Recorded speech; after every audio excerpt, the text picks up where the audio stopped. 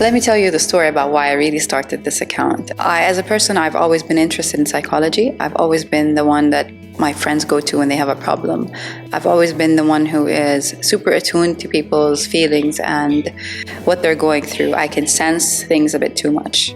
And that was not easy. It was hard. I had to figure life out through my feelings, and I had to understand a lot more about how life works, from what happened and what happens. And I wanted to share my life experiences in that kind of introspection and be able to kind of bring light to something that we are not used to. And when I started this account, I was vulnerable. I wanted to share this vulnerability with the world. It wasn't easy. People were uncomfortable at first. In our community that is not used to you being yourself or talking about what bothers you, I wanted to normalize that. I wanted to make it normal to talk about motherhood challenges with friends, with family, challenges within ourselves, struggles, trauma, and, basically experiences that we are not able to share naturally. Why is it important?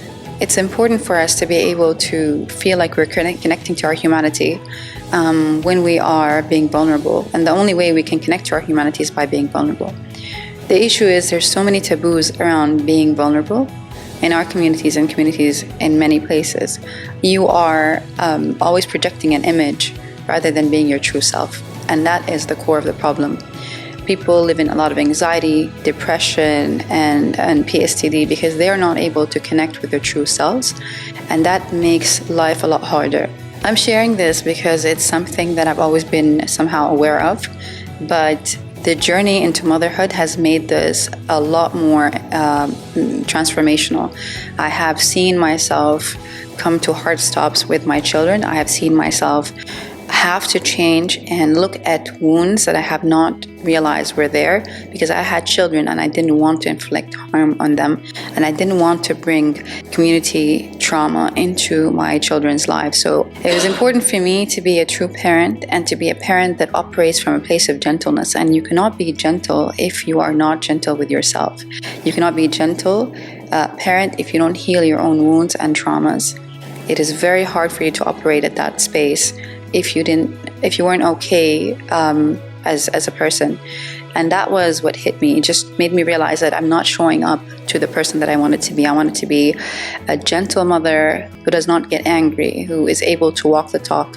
And to be honest, it was very, very hard for somebody who speaks well, who knows what she's thinking and what she's talking about, who preaches, do not practice. That was very hard for me. My journey with my children really taught me a lot. I was able to look at places that were really hard and places that I did not want to look at. I looked at shadows that were not easy to look at. I looked at things that I preached but did not practice. And I'm sharing this with you to know that it's okay and that we all go through the same thing.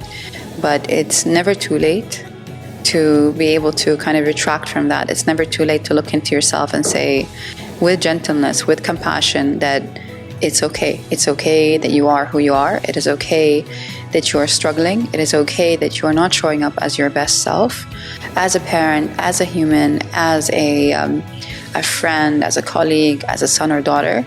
It is okay, but you need to know that this is the starting point for something better.